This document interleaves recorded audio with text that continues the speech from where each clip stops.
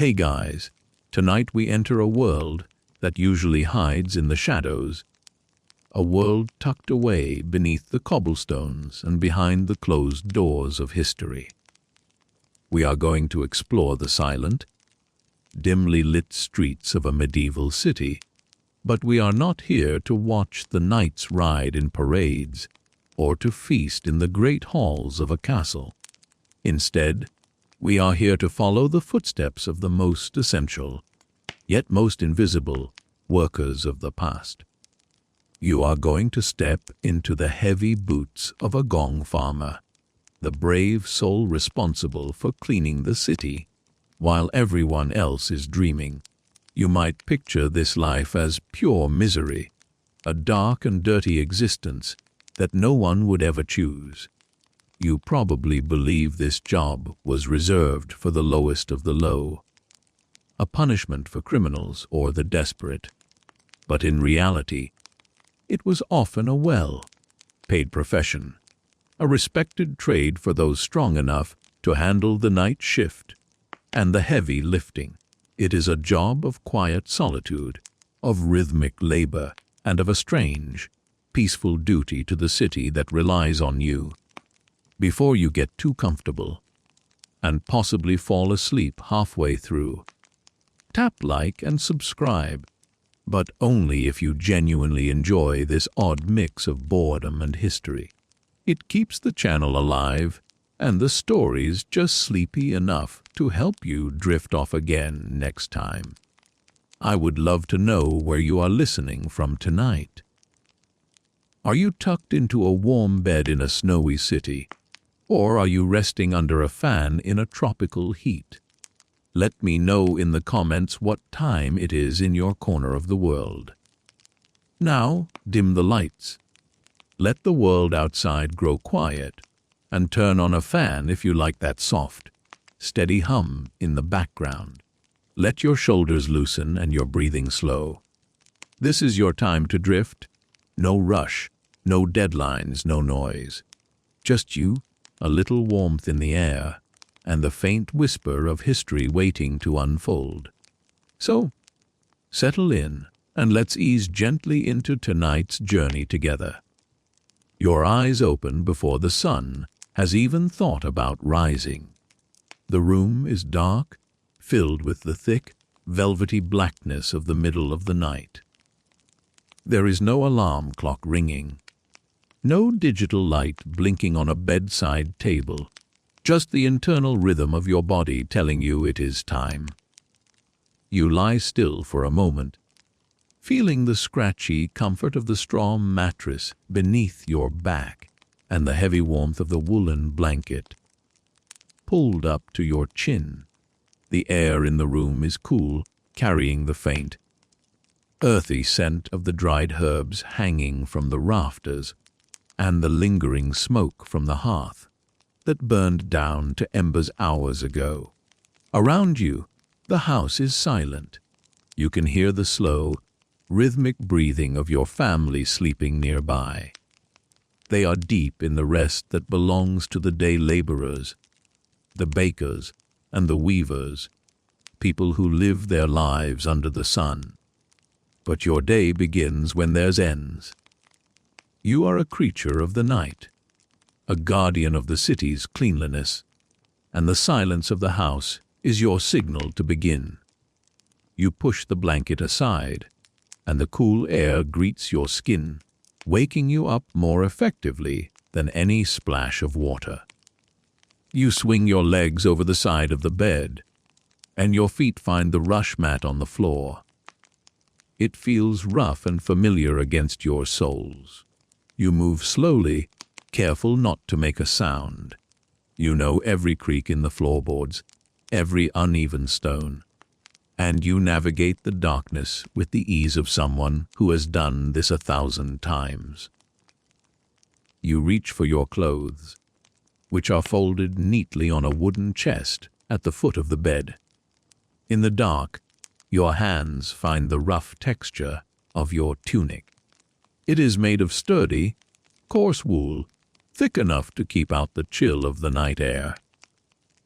You pull it over your head, the fabric smelling faintly of wood smoke and lye soap. Next come the hose, thick and warm, and then the most important part of your attire, your boots. These are not delicate shoes for walking in a garden.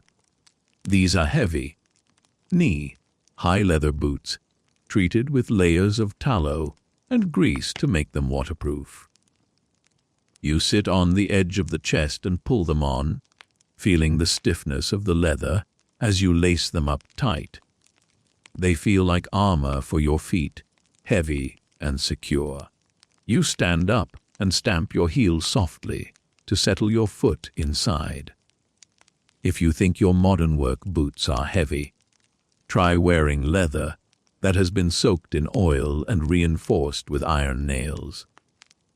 You move to the main room of the small house. The embers in the fireplace cast a very faint, orange glow, just enough to see the outline of the table and the benches. You do not light a candle yet. Tallow is expensive, and you have learned to do your morning routine by touch and memory.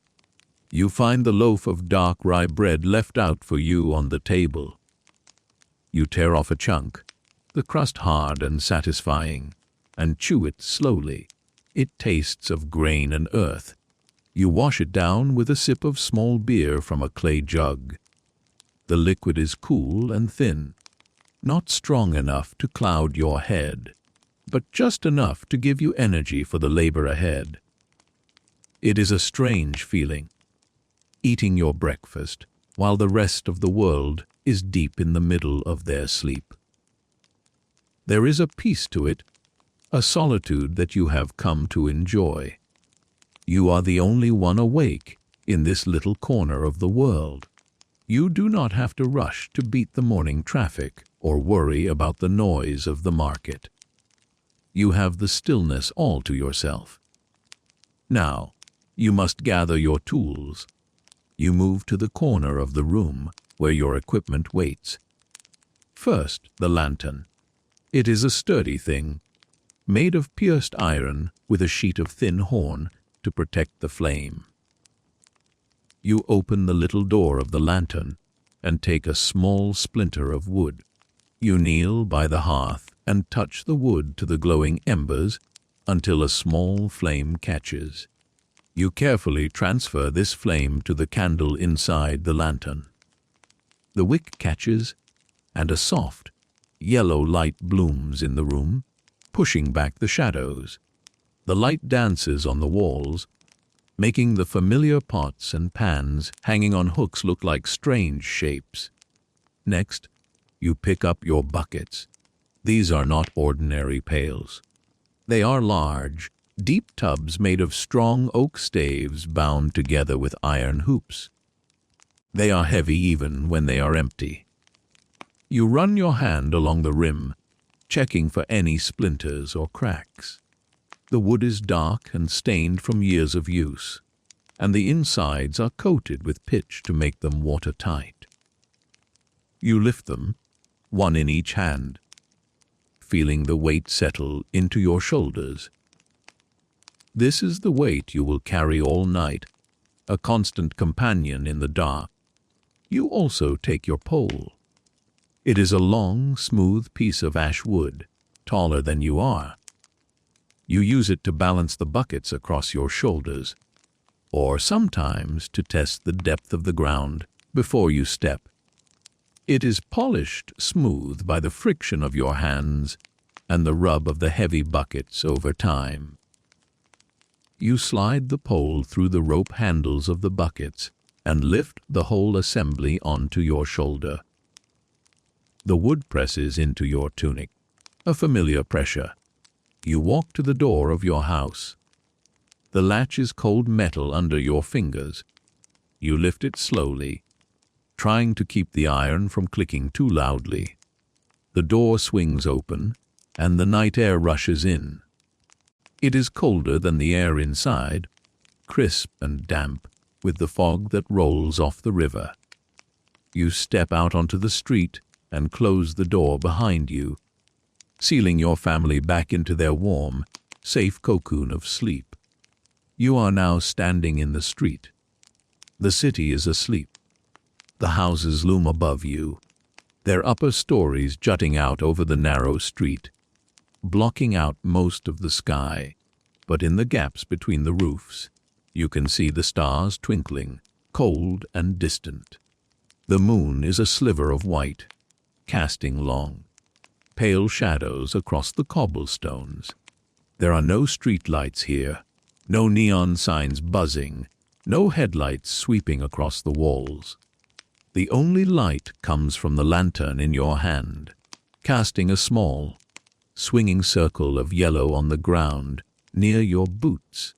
You are not just a cleaner, you are a night walker. In this era, the night is usually a time of fear for the common people. They bolt their doors and close their shutters, afraid of thieves or spirits. But you have a purpose. You have a reason to be out here. This gives you a sense of ownership over the streets. For the next few hours, the city belongs to you and your kind. Historians still argue whether Gong farmers were considered social outcasts who were forced to live on the fringes, or if they were actually integral members of the community who simply worked a different shift. Tonight, as you stand alone in the quiet street, you feel like a secret keeper of the city. You begin to walk. Your boots make a dull, rhythmic sound on the packed dirt and stones of the road. You adjust the pole on your shoulder, finding the sweet spot where it doesn't dig in too hard. The buckets sway gently with your steps, bumping softly against your hips. You are heading towards the designated meeting point, the yard where the Nightmen gather before splitting up to their assigned houses. As you walk, you pass the shuttered windows of the shops. You pass the bakery, where the ovens are cold and dark. You pass the blacksmith's forge, silent and still. It is like walking through a painting that has been paused. You can hear the wind whistling softly through the eaves of the houses, and occasionally the distant bark of a dog that has heard your footsteps. You keep your head down, watching the circle of light from your lantern to avoid stepping in a puddle or tripping on a loose stone. The laws of the city are strict about your work. You know them by heart because they govern your entire life. You are only allowed to work between the hours of 9 in the evening and 5 in the morning. If you are caught moving your cargo after the curfew bell rings at dawn, you could be fined or put in the stocks. This law exists to protect the delicate senses of the daytime citizens, to keep your work invisible to them. It is a strange reality, to be so necessary that the city would collapse in filth without you, yet to be legally required to be invisible. You reach the corner of the street and see another light bobbing in the distance. It is another lantern, another Gong farmer making his way to the yard. You do not shout a greeting. The night is for quiet. You simply raise your hand in a silent wave, and the other light bobs in acknowledgement. There is a kinship here, a brotherhood of the bucket. You both know what lies ahead. You both know the strain of the muscles and the smell that will soon cling to your clothes. But you also know the satisfaction of the pay. It is a quirky fact of your time that a Gong farmer often earns more in a night than a weaver earns in a day. The danger and the disgust command a high price, and that silver coin is what gets you out of bed while the rest of the city sleeps. You continue your walk, the rhythm of your steps hypnotic. The air is damp, clinging to your face. You can smell the river nearby, a mix of mud and water. You can smell the wood smoke that still hangs low in the narrow alleys. And underneath it all, You can smell the faint, ever-present odor of the city itself. Animals, refuse, and humanity. It is not unpleasant to you anymore. It is just the scent of life. You turn down a narrower alley, a shortcut you know well. The walls here are so close you could touch them, both if you stretched out your arms. The darkness is deeper here, your lantern light struggling to reach the corners. You step carefully. This is the part of the night where you must be most alert. Even though the city sleeps, there are obstacles. A stray cart left in the path, a pile of straw, a sleeping cat. You navigate it all with a calm focus. Finally, you arrive at the yard. It is a small open space behind the city walls where the carts are kept. You see a few other men there already, shadowy figures illuminated by the glow of their lanterns. There is a low murmur of voices, quiet and respectful of the hour.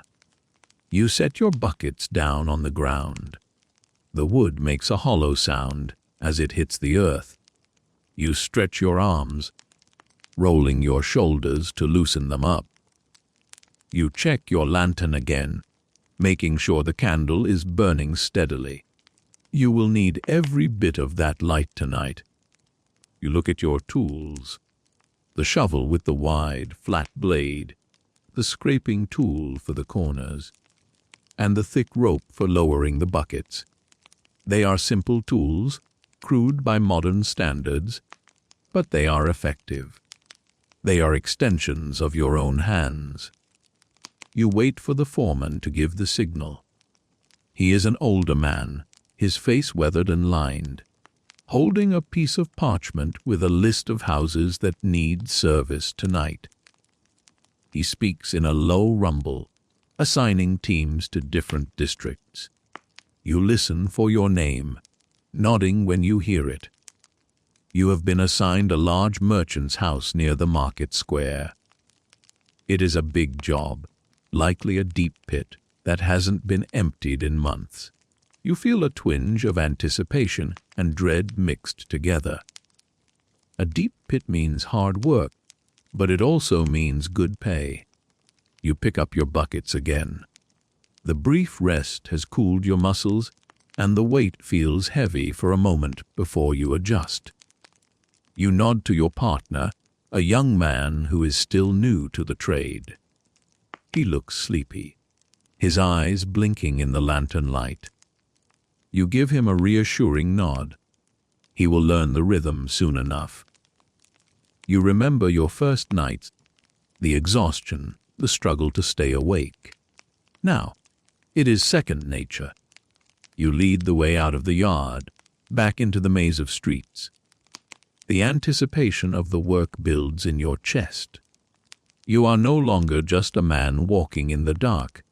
You are a man on a mission. The city is waiting for you.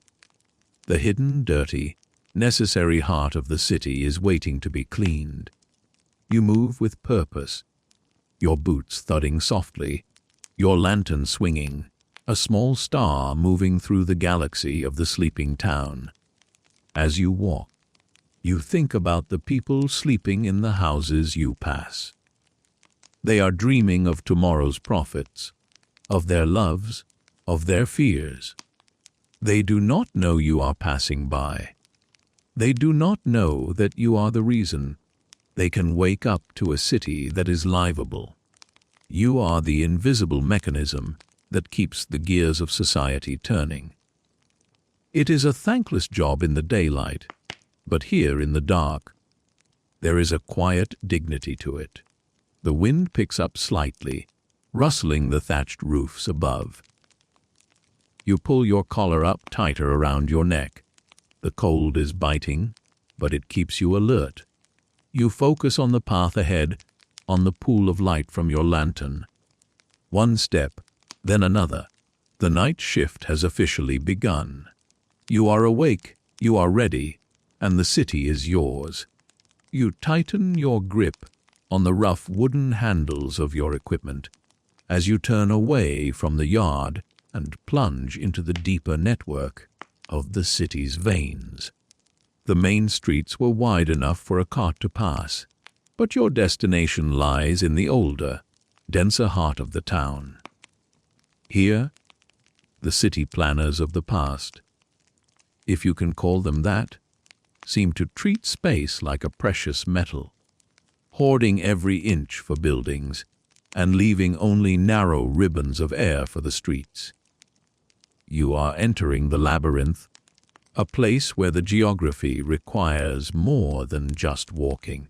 It requires a specialized dance of balance and awareness. The pole resting across your shoulders is your primary tool and also your primary burden. It is a simple device, a stout length of ash or oak, but to you, it is as essential as a sword to a knight. It connects the two heavy buckets swinging at your hips, distributing their weight across your upper back. Without it, your arms would give out before you reached the first corner. But moving with this pole is an art form. In the open fields, it would be easy, but here, in an alley barely wide enough for two men to pass shoulder to shoulder, the pole becomes a liability. You have to learn the dimensions of your own body extended by 3 feet on either side. You approach a sharp turn where a stone building leans precariously into the street. The timber frame of the upper story bulges out, creating a low overhang that threatens to knock the hat off your head. You slow your pace. You dip your knees, lowering your center of gravity, and pivot your upper body. The front bucket swings smoothly around the corner, missing the stone wall by a fraction of an inch. You follow it, twisting your torso so the back bucket clears the obstacle in the same arc. It is a move you have practiced thousands of times, a silent waltz with the architecture. The walls here are rough. As you pass, your lantern light catches the texture of wattle and daub, the mixture of mud, straw, and manure used to plaster the houses. In some places, the plaster has crumbled away, revealing the woven wooden lattice beneath, looking like the exposed ribs of the building. You are close enough to brush your shoulder against the cold, damp surface. The stone absorbs the chill of the night and radiates it back at you. Your boots find purchase on the ground, which is no longer the relatively even dirt of the main road. Here, the ground is a treacherous mix of slick mud, loose gravel, and the occasional slick cobblestone that has sunk deep into the earth. You have to trust your feet. You cannot look down at every step because you need to keep your eyes level to watch for low, hanging signs or jutting beams. You feel the ground through the thick soles of your boots, sensing the shift in texture, the subtle incline of the drainage channel that runs down the center of the alley. You carry other tools as well, tucked into a leather belt or strapped to the buckets. There is a scraper, a flat, bladed iron tool with a short wooden handle. It is heavy and solid, designed to pry stubborn, caked material from the stone lining of a cesspit. The metal is pitted with rust, despite your best efforts to keep it clean, a testament to the corrosive nature of your work. You also carry a long-handled ladle, essentially a giant spoon, for reaching into the depths where a shovel cannot go. These tools clink softly against the wood of the buckets, a muted chime that accompanies your walk. The silence of the alley is different from the silence of the main street. It is heavier, more compressed. The overhanging roofs of the houses on either side almost touch above you, blocking out the stars and trapping the air. It feels like walking through a tunnel. The air here is still, thick with the smell of damp wood, and old cooking fires. You can hear the settling of the houses, the groan of timbers adjusting to the temperature drop. Sometimes you hear the scratching of tiny claws on wood, rats or mice scurrying along the beams overhead, busy with their own night shift. You come to a section where the alley narrows even further. This is a squeeze, a notorious choke point that every nightman knows. The locals have likely built an external staircase or added a lean to shed that encroaches on the public path. Historians still argue whether medieval city councils actually had the power to enforce building codes in these back streets, or if the chaotic growth was simply accepted as the price of urban life. Regardless of the legalities, the physical reality is that you have to turn sideways. You stop. You lift the pole from your shoulders, the relief instantaneous as the weight leaves your spine. You lower the buckets to the ground, careful to keep them level. You pick up one bucket in each hand, holding them close to your chest. You shuffle sideways through the gap, the rough stone of the wall scraping against the wool of your sleeve. You hold your breath, not from exertion, but from the instinctive need to make yourself smaller. Once you are through, you set the buckets down, retrieve the pole, and reload your burden. It is a slow process, but rushing would only lead to a spill. And a spill is the one thing you never want to happen. As you navigate, you become intimately familiar with the street furniture of the medieval world. There are rain barrels positioned under eaves to catch water, jutting out into your path. There are mounting blocks for horses, stone steps that can trip the unwary. There are shutters that have been left unlatched, swinging gently in the draft, ready to strike you if you are not paying attention.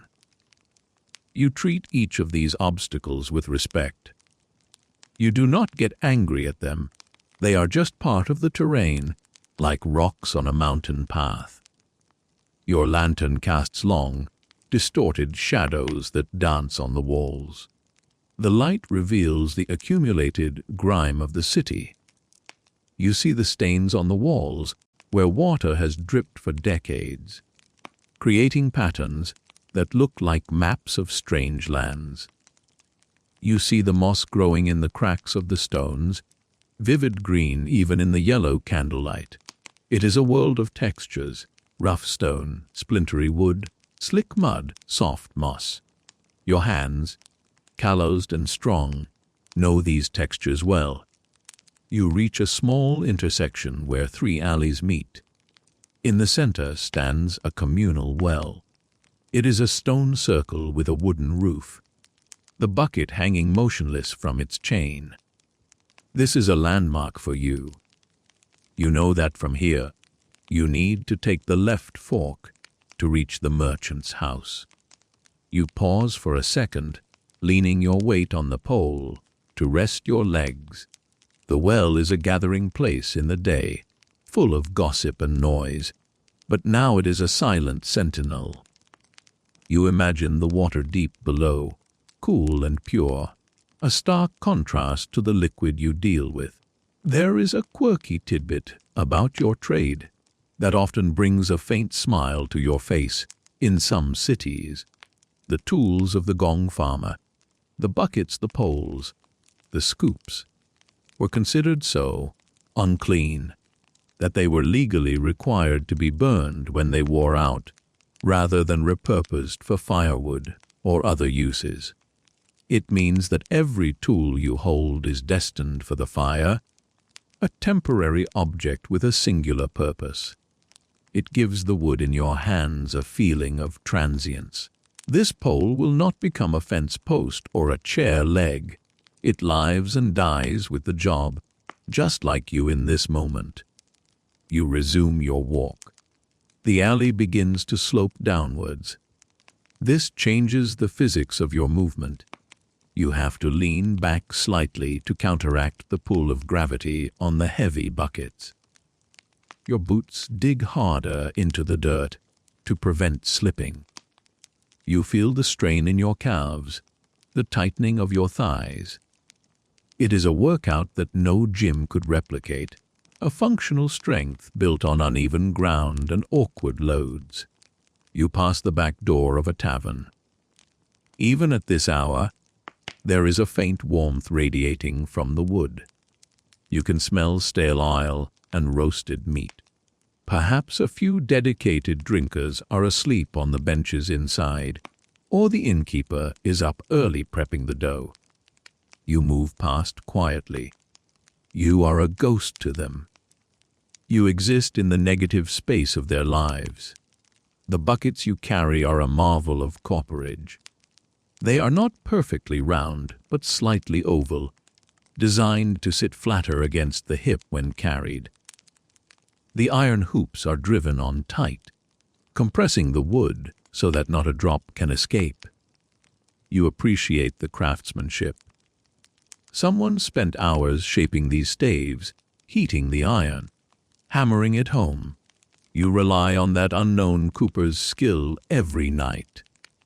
If a bucket were to burst, your night would be ruined. You run your thumb over the rim of the bucket as you walk, feeling the smooth, worn wood. It is polished by the grease of your hands and the friction of your clothes. The rhythm of your walking is hypnotic. Step, settle, step, settle. The buckets swing in time with you. You have learned to walk with a gliding gait, keeping your upper body relatively still while your legs do the work.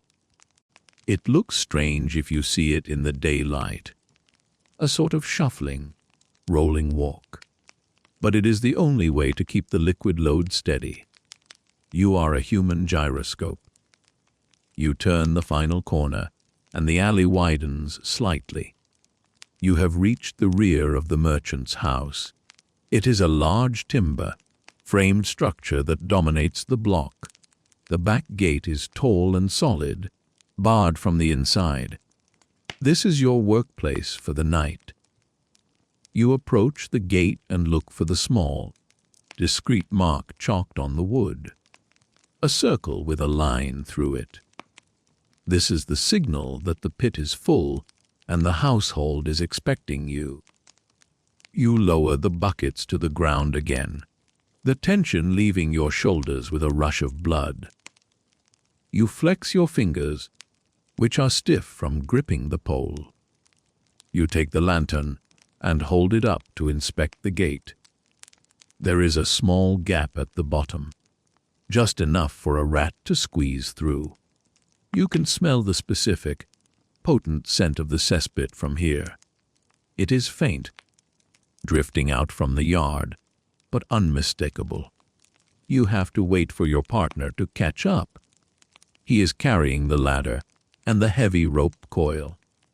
You lean against the wall of the alley, closing your eyes for a moment. The stone is cold against your back. You listen to the silence. It is not empty, it is full of the small, settling noises of the city. A loose shutter bangs softly in the wind. A cat meows in the distance. The wind rustles the straw of a nearby roof. These are the sounds of your office. When your partner arrives, you do not speak. You simply point to the gate. He nods and unshoulders the ladder. It is a short, sturdy thing, built to handle weight, not height. Together, you maneuver it.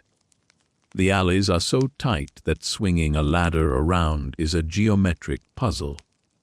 You have to lift it vertically, walk it around the corner, and then lower it gently. It takes coordination, a silent understanding between the two of you. You place the ladder against the wall next to the gate. You climb up, your boots finding the rungs easily. You peek over the top of the wall into the courtyard. It is dark and empty. You see the outline of the privy shed in the corner. You climb over, Dropping softly onto the flagstones of the yard, you unbar the gate from the inside and swing it open. The hinges groan, a low complaint in the quiet night. Now the real work begins. You bring the equipment inside. The buckets, the pole, the scoop, the rope. You arrange them methodically near the privy. You are setting up your station. Everything has its place. You cannot be fumbling for a tool in the dark when your hands are covered in filth. You place the lantern on a stone ledge where it will illuminate the work area without being in the way. The tools look different here in the courtyard. In the alley, they were burdens to be carried. Here, they are instruments of your trade. The scoop looks eager, the buckets look hungry. You check the bindings on the pole one last time. You check the knot on the rope. You are like a surgeon checking his instruments before an operation, except your surgery is on the bowels of the city. There is a sense of preparation in the air. The walk is over. The labor is about to start. You take a deep breath of the night air, savoring the relative freshness before you open the pit. You adjust your gloves, thick leather mitts that reach your elbows. They are stiff and smell of oil. You clap your hands together softly to seat them. The narrow alleys you navigated to get here are now behind you, a conquered obstacle course. You have brought the necessary equipment to the site without spilling a drop or waking a soul. It is a small victory, but a victory nonetheless. You look at the dark shape of the privy shed. It stands there, a silent challenge. You pick up the scraper.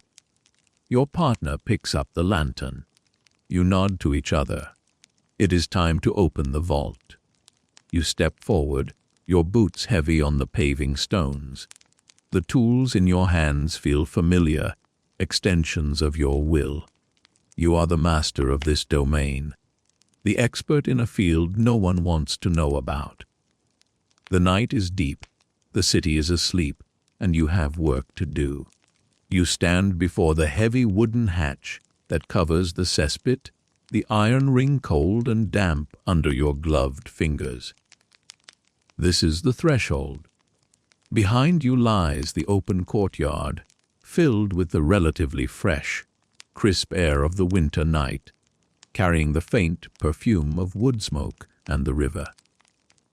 Beneath this hatch lies the reason you are here, a concentrated pocket of history that has been accumulating for months. You pause for a beat, bracing yourself not just physically, but mentally. You take a slow, deep breath of the clean air, filling your lungs one last time before you descend into the atmosphere of your trade. You grip the iron ring with both hands. It is rusted and rough, biting into the leather of your gloves. With a low grunt of effort, you pull. The wood is swollen with dampness, fitting tight in its stone frame, but you know the trick. You give it a slight twist, breaking the seal of grime and frost that holds it shut. Then you lift. The hatch comes up with a heavy, sucking sound, the noise of a vacuum being broken. You lean it back carefully against the stone wall, ensuring it doesn't slam shut. And then it hits you. It is not a sudden gust of wind, but a silent, invisible wall that rises from the dark opening. It is a physical presence, a wave of warm, heavy air that wraps around you instantly. The smell is profound. It is thick, sweet, pungent, and earthy all at once. It is the scent of decomposition, of biology breaking down, of nature reclaiming what was once living. For a modern nose, this would be a knockout blow, a sensory overload that would send you reeling. But for you, it is simply the atmosphere of the office. It is the air you breathe for 8 hours a night. You do not recoil. You do not gag. You simply adjust. There is a fascinating biological mechanism at play here, one that you rely on every single shift. It is called olfactory fatigue, or nose blindness. Your brain, in its infinite wisdom, realizes that this constant signal from your nose is not a new threat, but a steady state. So, after the first few minutes, it simply turns the volume down. The sharp edge of the odor fades, leaving behind a dull background hum. It becomes like the ticking of a clock or the hum of a refrigerator. Present but ignored. You are counting on this. You stand in the cloud of vapor rising from the pit, waiting for your senses to dull, waiting for the air to become just air again. The vapor itself is visible in the lantern light. The heat generated by the chemical breakdown in the pit meets the freezing night air, creating a swirling mist that rises like steam from a kettle. It dances in the yellow glow of your candle, twisting into ghostly shapes. You watch the steam curl around your boots, coating the leather in a fine layer of condensation. This is the breath of the city, the warm, living exhalation of the earth beneath the stones. You pick up your lantern and hold it over the edge of the hole. You peer down. The pit is deep, lined with brick and stone. The light struggles to reach the bottom, swallowed by the darkness and the matte surface of the contents. You are assessing the job. You need to know the depth, the consistency, the layout. Is it liquid? Is it solid? Has it compacted in the corners? You are like a geologist surveying a cave, looking for the strata of the deposit. You see the glint of moisture, the dark, rich color of the night soil.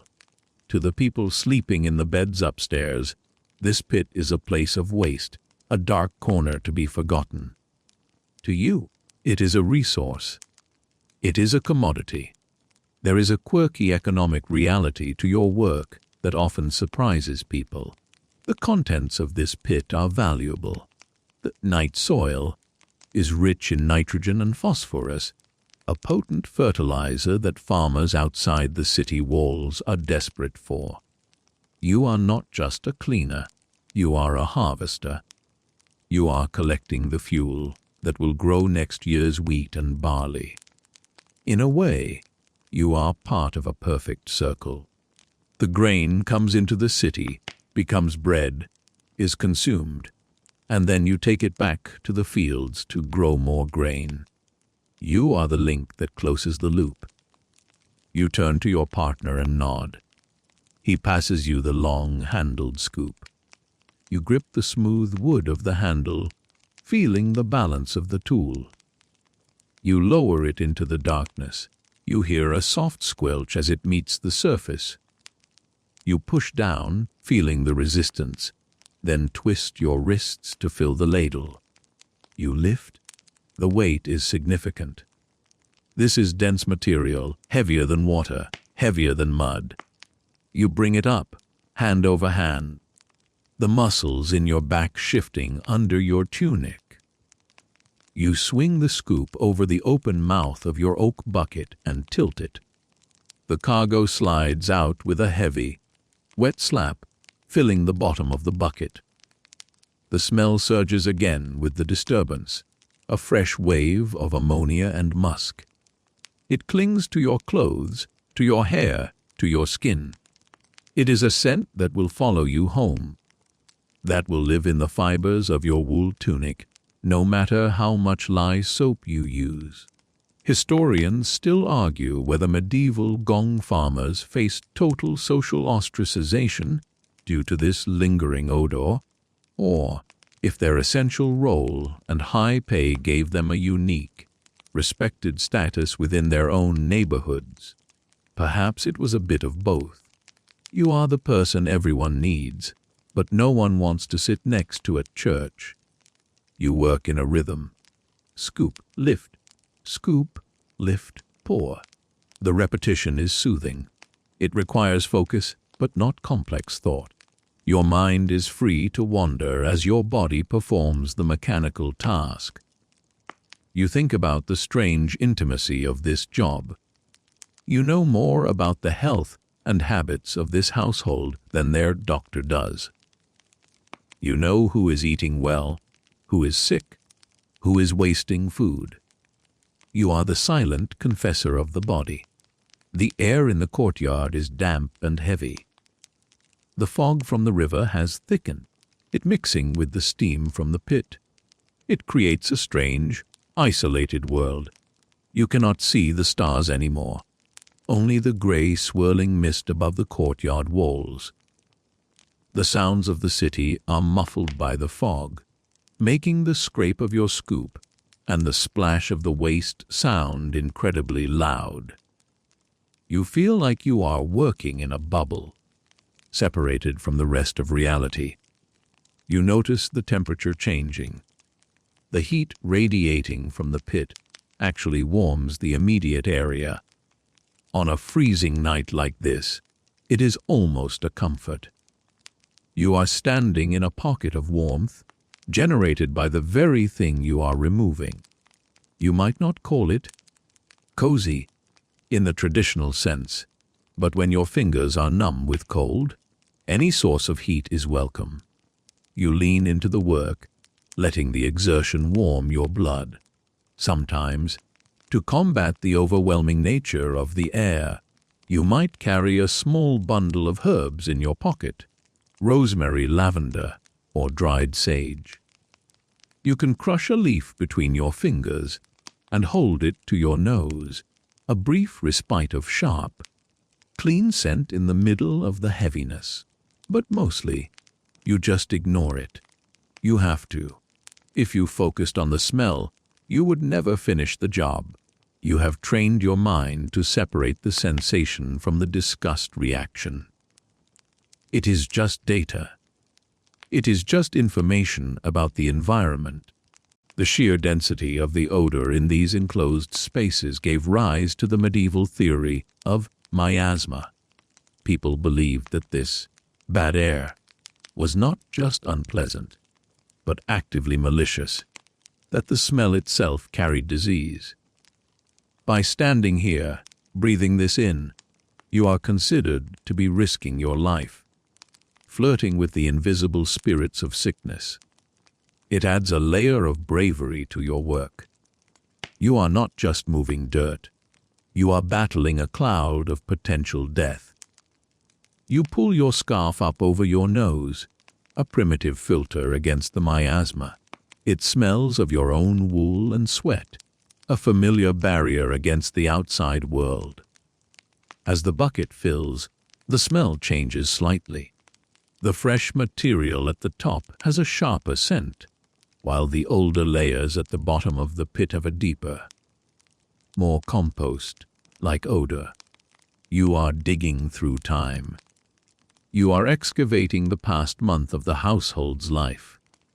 It is a strange form of archaeology. You watch the level in the bucket rise, the dark, semi-liquid mass shining in the candlelight. You have to be careful not to splash. A drop of this on your skin is not just dirty, it is a potential infection. You move with fluid, deliberate grace. You treat the ladle like a precision instrument. You do not rush. Rushing leads to mistakes, and mistakes here have messy consequences. You can hear your partner breathing steadily beside you, his breath pluming in the cold air. He is filling the second bucket, his movements mirroring yours. You are a team, a machine with 4 arms and 2 shovels. The sensory experience is not just about smell. It is about taste, too. The air is so thick you can almost taste it on the back of your throat, a metallic, bitter tang. You try to keep your mouth closed, breathing only through your nose, but the taste permeates anyway. It is the taste of copper and decay. You swallow, trying to clear your throat, reaching for the water skin on your belt for a quick swig. to rinse the taste away. The water is cool and clean, a shocking contrast to the air around you. You pause to wipe sweat from your forehead. Despite the cold night, the physical labor, and the heavy wool clothes make you sweat. The moisture on your skin mixes with the suit and the dust of the air, creating a layer of grime that you will have to scrub off later. You feel the grit on your skin. It is a tactile reminder of your profession. You are covered in the city. You are wearing the night. As you reach deeper into the pit, the tools change. The scoop can no longer reach the bottom. You switch to the gong, the specialized tool that gives your profession its name. It is a large, flat-headed shovel designed for scraping the floor of the pit. You have to lean far over the edge, your head dipping below the rim of the hatch. Now you are truly inside the beast. The walls of the pit surround you, amplifying the sound of your breathing and the squelch of the shovel. The smell here is absolute. It is the only thing that exists. It fills your eyes, your ears, your mind. But even here, there is a strange peace. It is a womb-like darkness, warm and enclosed. The chaos of the world above, the politics, the wars, the markets, does not exist down here. There is only the elemental reality of waste and stone. You focus on the scrape of the iron against the brickwork. Scrape, scrape, lift. It is a satisfying sound, the sound of a job being done thoroughly. You are cleaning the slate. You are resetting the household to zero. You fill the first pair of buckets. They sit heavy and solid on the flagstones. You cover them with wooden lids, sealing the smell inside as best you can. The lids are not airtight, but they help. You wipe the handles with a rag, ensuring there is no slickness that could cause a slip. You are preparing the cargo for transport. The air in the immediate vicinity clears slightly as you seal the buckets, but the open mouth of the pit still exhales its warm breath. You look up at the sky again. The fog is shifting, revealing a brief glimpse of the moon. It looks clean white and impossibly far away. It belongs to a different universe than the one you are standing in. You feel a sudden, sharp longing for the fresh air of the open fields, for the scent of cut grass and rain. But that is for later. For now you belong to the stone and the smell. You switch places with your partner. He takes the shovel, and you take the rope. It is time to clear the corners, the hard, to reach places where the material has solidified. This is the hardest part. You have to lower the lantern down into the pit on a string so he can see. The light reveals the texture of the walls, the glistening dampness of the bricks. You see the scuttling of a beetle disturbed by the light. Life exists even here, in the most hostile environment imaginable. The smell seems to cling to the light itself, making the halo around the candle look oily and thick. You wonder idly if the air is flammable. There are stories, whispers among the nightmen, of pits that built up so much fire air, what we would call methanide, that a spark sent the whole privy shed skyward. It is a rare danger, but it lurks in the back of your mind. You treat the lantern with respect, keeping the flame shielded, moving it slowly to avoid stirring the air too much. You are halfway through the job now. The rhythm has settled into your bones. The initial shock of the smell has completely vanished, replaced by a dull acceptance. You could be shoveling mud or sand or grain. The sensory input has been neutralized by exposure. It is a testament to the adaptability of the human body. You can get used to anything if you do it long enough. You are a master of adaptation. You think about the people who will walk this courtyard tomorrow morning. The maid who will come to fetch water. The merchant who will check his inventory. They will smell nothing. They will see nothing. The flagstones will be scrubbed clean. The air will be fresh. It will be as if you were never here. You are the eraser. You wipe away the evidence of life so that life can continue politely. There is a pride in that invisibility. You are the reason they can pretend that they are above the muck of existence. You lean back against the cold stone wall for a brief respite while your partner fills the last of the first load. You close your eyes. The heavy scent is still there, but it feels like a blanket now, heavy and warm. You listen to the city sleeping around you. You are deep in the sensory experience of the medieval night. A mix of cold stone, damp fog, and the rich, overwhelming, life-affirming stench of the job. The buckets are full. The lids are on. The air is thick. You are ready to move. You have conquered the atmosphere of the pit, stood your ground against the invisible wall of odor, and done the work that keeps the city from drowning in itself. You take a deep breath, filtering the heavy air through your scarf, and prepare to lift the weight. The scent is part of you now. It is the smell of your livelihood, the smell of your survival. The rhythm of the work shifts now. You have cleared the surface, the easy layer that comes away with a simple scoop and lift. But the pit of a wealthy merchant's house is deceptively deep, a stone-lined throat that descends far into the earth.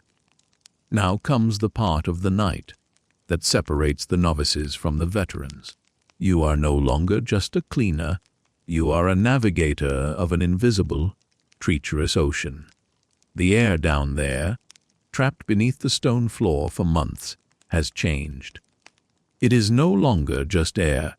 It has cooked, fermented, and transformed into something else entirely. You signal to your partner to hold the work. He freezes, the ladle hovering over the bucket. You kneel by the edge of the opening, your movement slow and deliberate. You pick up the lantern, unhooking the small door to expose the naked flame of the candle. This is your canary. This is your lifeline. You tie the lantern handle to a length of twine you keep specifically for this purpose and lower it slowly into the gaping mouth of the pit.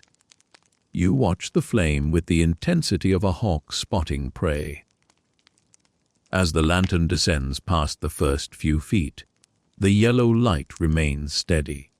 But as it drops deeper, nearing the dark, glistening surface of the remaining waste, the flame begins to behave strangely. It elongates, stretching upward, as if trying to escape the air around it. Then it changes color. The warm, comforting yellow bleeds away, replaced by a ghostly, translucent blue halo. It flickers violently, struggling to breathe. This is the damp. It is the silent killer of your trade. Modern science would call it a mix of methane, hydrogen sulfide, and carbon dioxide, a cocktail that displaces oxygen and can knock a grown man unconscious before he even realizes he is falling. To you, it is the bad air, a heavy, malevolent spirit that pools in the bottom of deep shafts. It is heavier than fresh air, sitting there like invisible water, waiting for someone foolish enough to lean in too close. You pull the lantern up quickly. The flame gasps, returning to its normal yellow hue as it hits the oxygen, rich air of the courtyard. You look at your partner and shake your head. Bad air. You mouth silently. He nods, his face grim. There is no panic, only a shift in protocol. You cannot rush this. If you disturb the layers too violently, you might release a massive bubble of this gas that could engulf you both where you stand. You have to ventilate the pit. It is a primitive method, but it is all you have. You take a large piece of canvas, a heavy sailcloth that you carry rolled up in your kit. You and your partner take opposite corners. You stand over the hole and begin to flap the cloth rhythmically, forcing fresh, cold night air down into the shaft and churning the stagnant air up and out. Snap, whoosh. Snap, whoosh. The sound is loud in the quiet courtyard. You are literally pumping breath into the lungs of the earth. As you work the canvas, you are careful to keep your head turned away from the opening. You know the stories. Every Gong Farmer knows a story of a man who bent down to retrieve a dropped tool and never stood up again. The gas doesn't choke you, it seduces you. It makes you feel lightheaded, even euphoric for a split second, before the darkness takes your vision. It is a gentle, insidious trap. Historians still argue whether medieval laborers understood the chemical nature of these gases, or if they attributed the deaths to demons and vengeful spirits lurking in the waste. Regardless of the theory, the practical solution was the same: respect the air or die. After 10 minutes of pumping, you test again. You lower the lantern. This time, the flame stays yellow. It burns steadily, even right above the surface of the muck. The pocket has been dispersed. The invisible barrier is gone. You can continue. But the gas is not the only danger hidden in the dark. The structure of the pit itself is a hazard. These cesspits are not always well maintained. The brickwork, constantly exposed to moisture and corrosive acids, can become soft and crumbly. A loose brick, a shifting stone. These are traps waiting for the weight of a ladder or a boot. You have to treat the pit like a ruin, testing every foothold, doubting every surface. There is a moment in every deep job where you have to make a choice.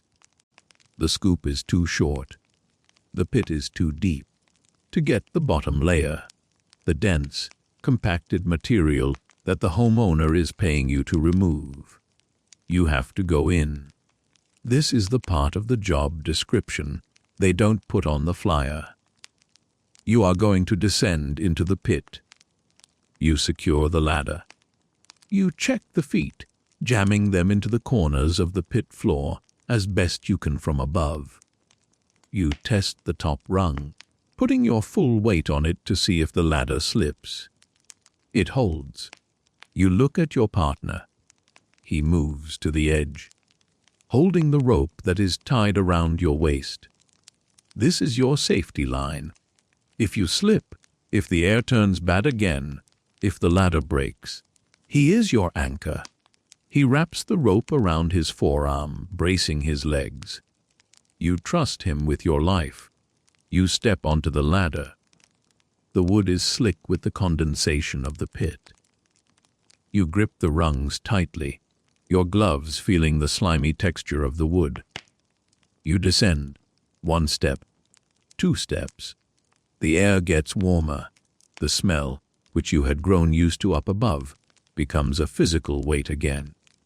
It presses against your eardrums. You are entering a different world, a vertical tunnel of stone and waste. When your boots touch the bottom, you are standing on a surface that is not solid ground. It is a semi-solid shifting mass. You have to balance carefully, keeping your weight on the ladder as much as possible, until you find a stable patch of brick floor that has been scraped clean. You are now standing inside the cesspit. The walls tower above you. 6 feet of slime, slicked brick rising to the square of the night sky, where the lantern looks like a distant star. You feel a profound sense of isolation.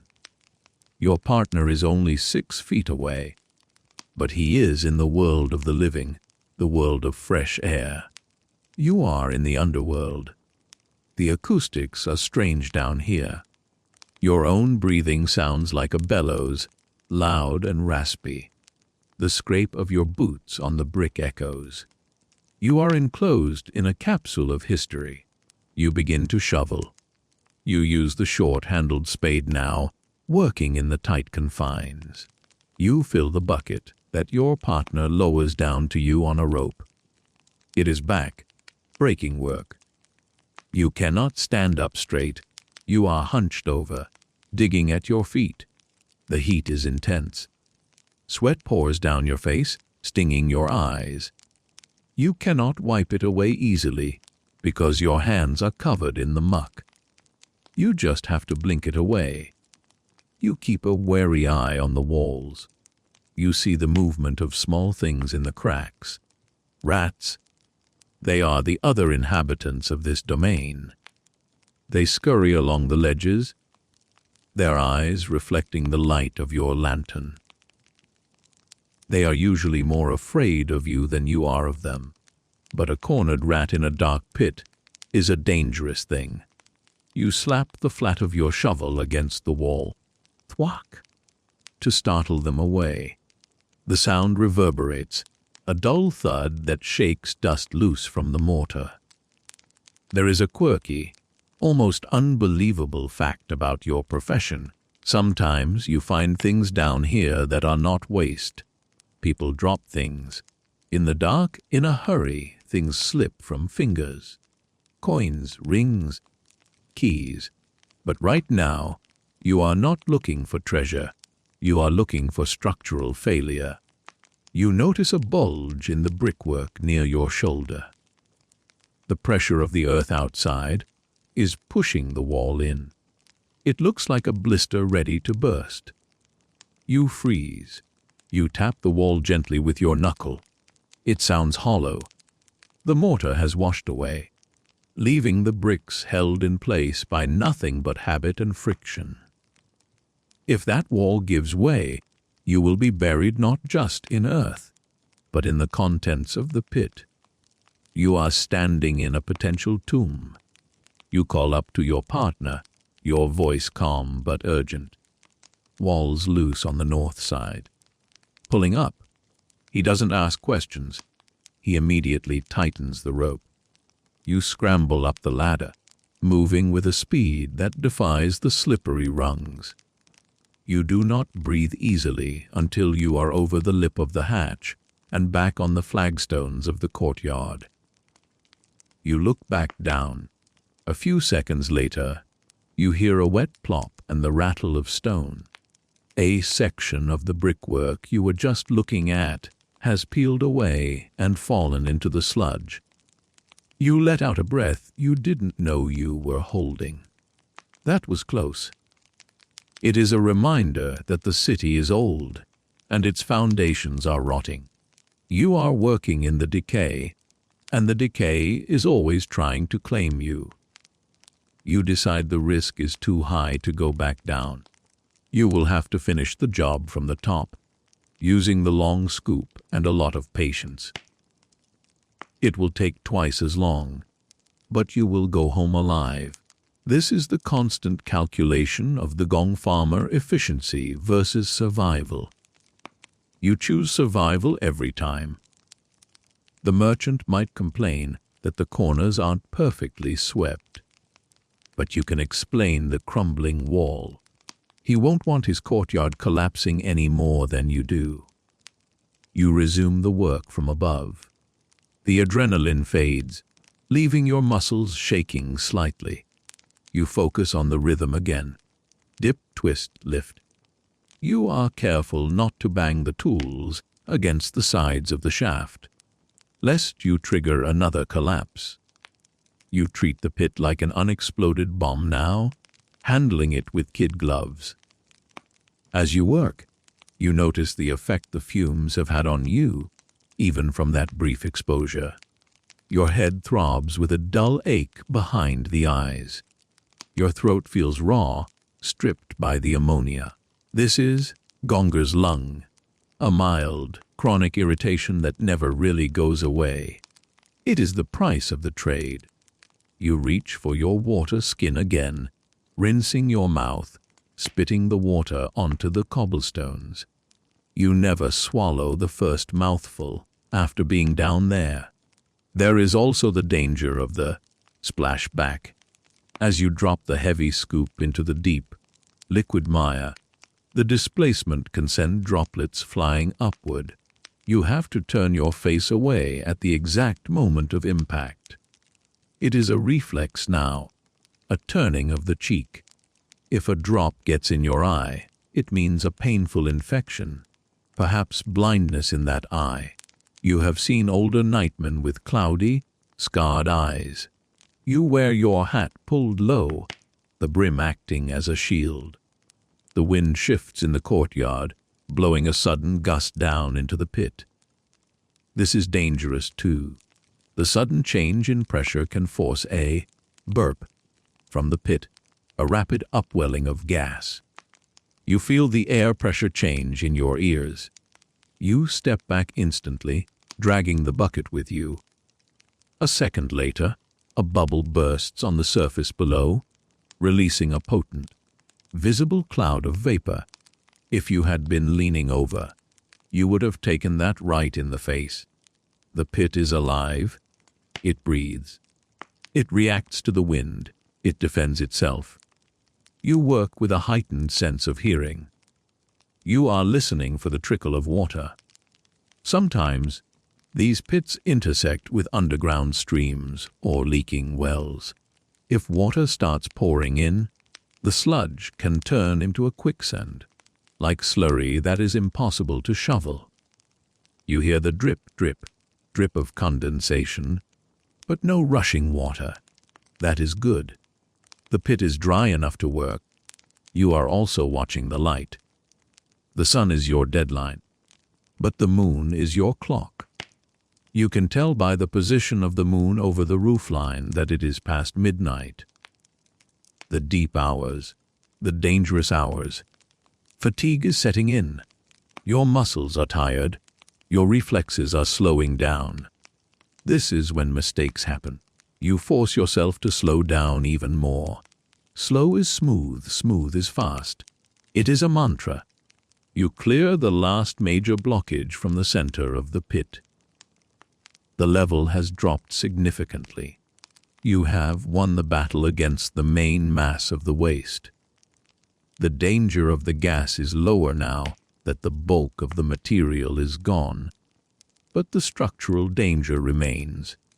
You are satisfied with the depth. You have done what you can do safely. You begin to pull up the tools. The ladder comes up first, slick and heavy. You wipe it down with a rag immediately. You do not want that slime drying on the wood. It makes it slippery for the next job. You coil the safety rope, checking it for frays or weak spots. It held you today. You want to make sure it holds you tomorrow. You take a moment to inspect your boots. The leather is coated in a thick, dark layer. You use a scraper to clean them off, flicking the waste back into the pit before you close it. You do not want to track this across the city. You are meticulous. A dirty Gong Farmer is a bad Gong Farmer. You pride yourself on leaving no trace. You look at the pile of filled buckets, waiting to be transported. You have extracted the danger from the earth and contained it in wood and iron. The pit is now just a hole in the ground, empty and waiting to be filled again. You have neutralized the threat for another few months. The bad air has been vented, the crumbling walls respected, the risk managed. You stand in the courtyard, the cold night air feeling like a blessing on your sweaty face. You are safe. You are back on solid ground. You take a deep, clean breath, feeling the oxygen rush into your blood, clearing the dizziness. The hazards of the deep are behind you for this house. Now comes the long haul. You stand in the merchant's courtyard, your breath pluming in the cold air, looking at the neatly stacked rows of oak buckets. They are filled, heavy, and sealed with their wooden lids. The extraction phase is over, and now the transportation phase begins. This is the part of the night where you cease to be a miner of the depths and become a hauler of burdens. You are about to engage in one of the earliest forms of heavy logistics, moving tons of biological material through a city that was never designed for traffic. You signal to your partner. It is time to load the cart. You had left the night cart waiting in the wider street at the end of the alley, as the narrow passage to the house was too tight for its wheels. This means you must shuttle the cargo by hand, 2 heavy buckets at a time, back through the winding, treacherous path you navigated earlier. You lift the pole onto your shoulders again. The weight is different now. It is not the hollow, bouncing weight of empty wood, but the dense, shifting mass of a full load. The pole digs into the callus on your shoulder, a familiar pressure that signals the start of the heavy haul. You walk back through the alley. The journey seems longer now. Your boots slide slightly on the frost that has begun to form on the cobblestones. The temperature has dropped in the last hour, the damp air turning into a slick glaze on the stones. You have to walk with a distinct, rolling gait to keep the liquid in the buckets from sloshing against the lids. It is a mesmerizing rhythmic dance. Step, absorb, step, absorb. You are a human shock absorber. When you reach the cart, you see it waiting like a dark beast of burden. It is a low-slung, heavy, duty wagon with solid wooden wheels rimmed in iron. It is built for weight, not speed. The bed of the cart is lined with pitch and straw to catch any spills. You swing the buckets up, your muscles straining as you lift them over the side. You arrange them tightly, packing them like bricks in a wall so they support each other. You do not want them tipping over when the cart hits a rut. You repeat this process, back and forth, from the courtyard to the cart. It is a silent marathon. The city is utterly still. The only sound is the soft thud of your boots and the occasional grunt of effort. You are emptying the house, bucket by bucket, transferring the weight of their living from their private space to the public responsibility of your cart. Finally, the last bucket is loaded.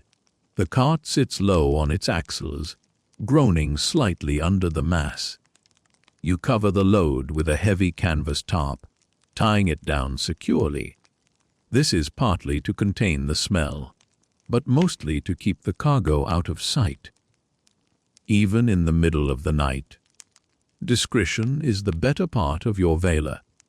You check the harness of the horse, a patient, plodding draft animal that is as used to the night shift as you are. Its coat is thick and shaggy, its breath steaming in the lantern light. You pat its neck, a silent gesture of camaraderie. You are both beasts of burden tonight.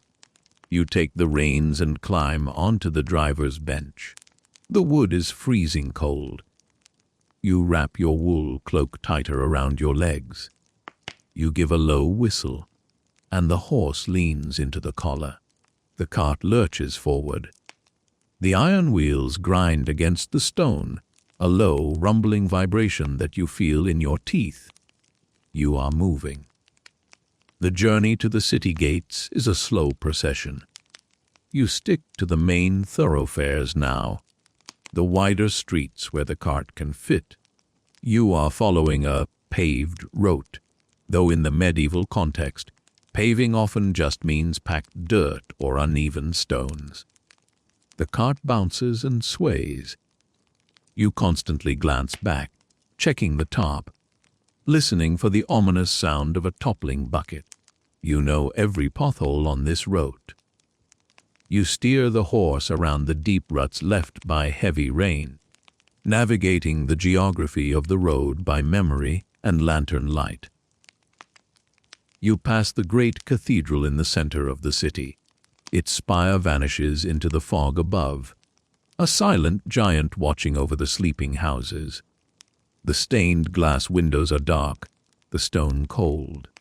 It feels strange to be hauling such base matter past such a holy place, but you know that the cathedral has its own cesspits that need emptying too. Even the holiest men eat and drink. It is a leveling thought.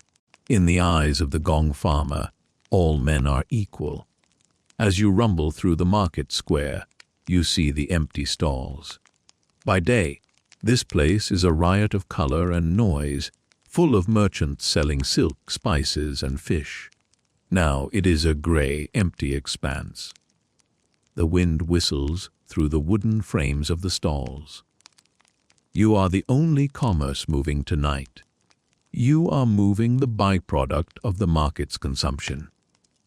There is a mainstream historical fact that governs your route. Most medieval cities had strict bylaws regarding the disposal of waste. You could not just dump this anywhere.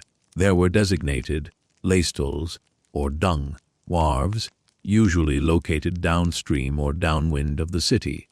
If you were caught dumping in the street or in an unauthorized stream, the fines were astronomical. You could lose your horse, your cart, and your license. The city needed you, but it also policed you rigorously. You are driving a regulated vehicle on a regulated path. You approach the city gate. This is a crucial threshold. The heavy wooden doors are shut for the night, barred against bandits and armies.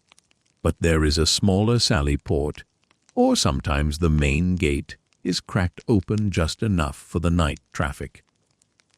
The gatekeeper is there, huddled by a brazier of coals. He knows you. He sees the cart, smells the cargo, and waves you through. He does not want to talk to you. He wants you gone.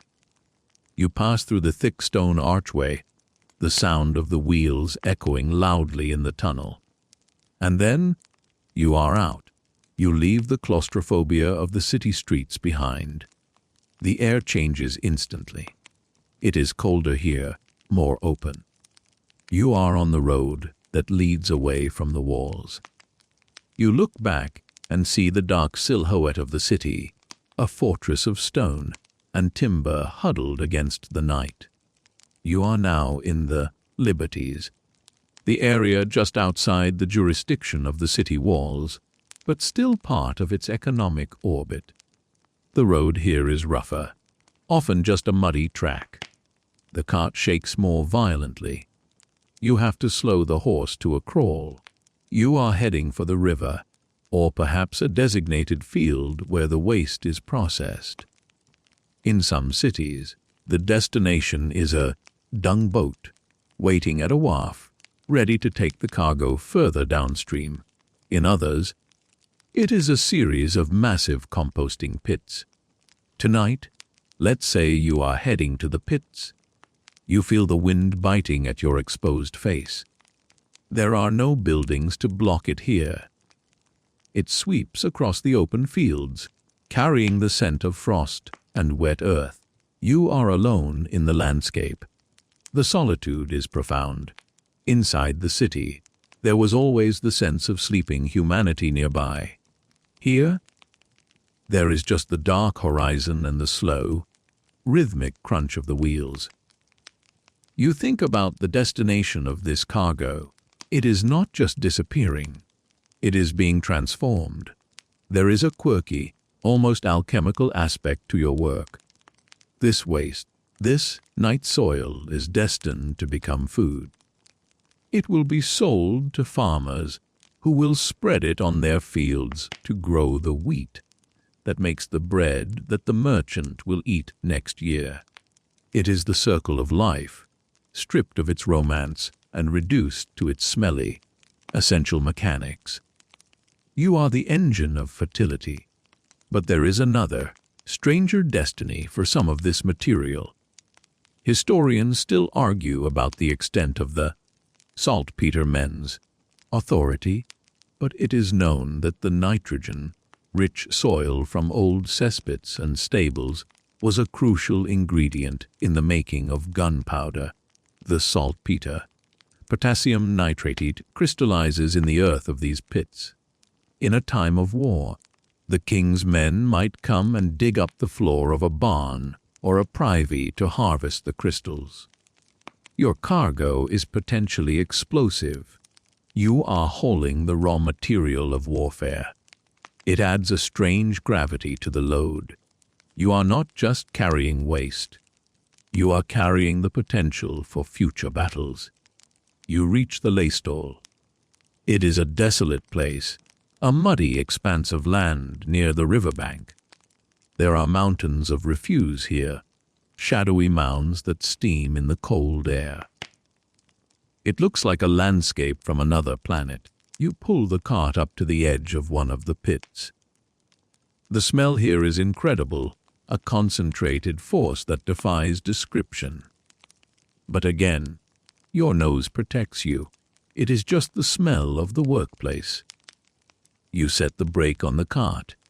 You jump down, your boots sinking into the soft, churned mud of the yard. You untie the canvas top and throw it back. The buckets are still there, upright and safe. You did your job well. You begin the unloading process. This is easier than loading. Gravity is on your side. You carry the buckets to the edge of the pit and tip them. The contents slide out, joining the grate, composting mass below. There is a wet, heavy sound as the load lands. You empty one, then another. The wooden buckets become lighter, swinging freely in your hands. You feel the physical burden lifting from your body. The cart springs up slightly on its suspension as the weight is removed. There are other figures here in the dark. The scavengers, the rakers, who manage the piles. They are shadowy forms moving with pitchforks, turning the compost to let it heat up and break down. You nod to them. You are part of the same guild, the same fraternity of the night. They are the keepers of the mountain. You are the bringer of the offering. As you work, you notice something glinting in the mud near the wheel of your cart. You bend down to look. It is a small piece of polished metal, perhaps a buckle or a coin dropped by a previous carter. You leave it. It belongs to the mud now. This place swallows everything. It is the ultimate leveler. Gold, silk, waste. It all ends up in the earth eventually. You scrape the insides of the buckets with a piece of wood to ensure they are empty. You are thorough. You do not want to carry any of this back with you. You want the buckets to be as clean as possible for the return journey. You stack the empty buckets back in the cart. They clatter against each other, a hollow, wooden sound that is music to your ears. It is the sound of a job almost done. You take a moment to stand by the river. The water is black and swift, reflecting the few stars that have broken through the fog. The river is the other great cleaner of the city, sweeping away what cannot be composted. You listen to the rush of the water. It is a cleansing sound. You feel a strange sense of peace standing here on the edge of the civilized world, surrounded by the waste of thousands, watching the water flow to the sea. You walk back to the horse. He is resting, his head low. You check his hooves, making sure he hasn't picked up a stone on the rough road. He is fine. You climb back onto the seat. The cart feels light and skittish now, bouncing easily over the bumps. You turn the horse around, heading back towards the city gate. The return journey is always faster. The horse knows he is heading towards his stable and his oats. The wheels spin freely. You feel a sense of lightness in your own chest. The heavy lift is over. The pressure is off. You are just a man driving an empty cart through the night. You pass back through the gate. The guard doesn't even look up this time. You are empty. You are of no interest to him. You drive through the silent streets again. The city feels different now. It is closer to morning. You can feel a subtle shift in the air, a pre-dawn stillness that is even deeper than the midnight silence. The darkness seems to have settled, becoming a permanent state. You think about the people you passed earlier, the sleepers. They are still asleep, unaware that their city has been purged while they dreamed. You feel a secret pride. You have reset the clock for them. You have given them a fresh start for the morning. They will wake up and open their windows and breathe the air, never knowing the labor that went into keeping it breathable. You navigate the cart back to the yard where the guild keeps its wagons. It is a large enclosed space with stables and sheds. You pull the cart into its designated slot. You unhitch the horse, your fingers working deftly with the leather straps. The horse shakes himself, glad to be free of the shafts. You lead him to the stable, the straw rustling under your feet. You are not done yet, though. You still have to clean the equipment. You cannot leave the buckets dirty. But the heavy transport, the movement of the mass from point A to point B, is finished. You have successfully moved the mountain. You have navigated the regulations, the geography, and the physical challenge of the haul. You step out of the stable, the cold air hitting you again. Your shoulders ache, a dull thudding pain that reminds you of the weight you carried. Your hands are stiff, curled into the shape of the bucket handles. But it is a good tired. It is the exhaustion of honest work. You look up at the sky. The moon has moved significantly across the sky. The night is waning. You have beaten the sunrise. You walk over to the water trough in the yard to wash your hands. The water is freezing, shocking your skin. You scrub vigorously with a piece of rough soap, trying to get the feeling of the handles off your palms. You know you can never truly get it all off. The trade is etched into your skin, but the ritual of washing is important. It marks the end of the transport phase. You look at the cart one last time. It sits there, silent and empty, waiting for the next night. It is a simple machine, but it is the most important vehicle in the city. Without it, the city would choke. You pat the wooden side of the cart, a silent thank you.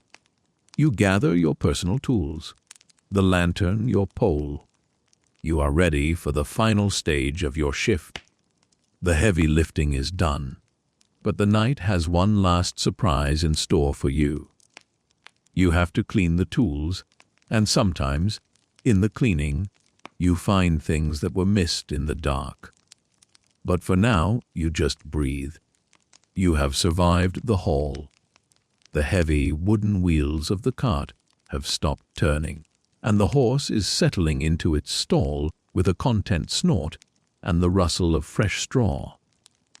The frantic, muscle, straining energy of the haul is behind you. But your night is not yet over. You have entered the final, quieter phase of your shift, a phase that requires less brute strength and more sharp-eyed attention. You are standing by the washing troughs, a series of stone basins fed by a diverted stream near the edge of the guild yard. The water is black and glossy in the darkness, moving with a swift, silent current that speaks of the river's cold power. This is the cleanup. In the eyes of the city, your job is simply to remove the unwanted. But within the guild, the maintenance of your tools is a ritual as important as the work itself. You cannot leave the oak buckets coated in the night's residue.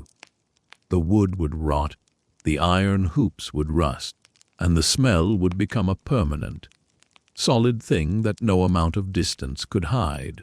So, you wash. You roll up your sleeves, exposing your forearms to the biting chill of the air. The water in the trough is freezing, likely meltwater from the hills, but your hands are used to it. They are tough, leathery, and seemingly impervious to the temperature. You pick up the first bucket. It feels light now, almost flimsy without its dense cargo. You submerge it in the trough. The water rushes in, swirling around the staves, dissolving the remnants of the night soil. You use a stiff, bristled brush made of birch twigs to scrub the interior. The sound of the bristles against the wood is a rhythmic, scratching whisper. Scar, splash, scar, splash. It is a meditative action. The repetition soothes your mind, washing away the tension of the dark alleys and the deep pits. But as you scrub, your eyes are not glazing over. They are locked on the bottom of the bucket, watching the slurry as it washes away. You are looking for something specific. You are looking for the flash of something that does not belong. This is the secret, unwritten perk of your profession.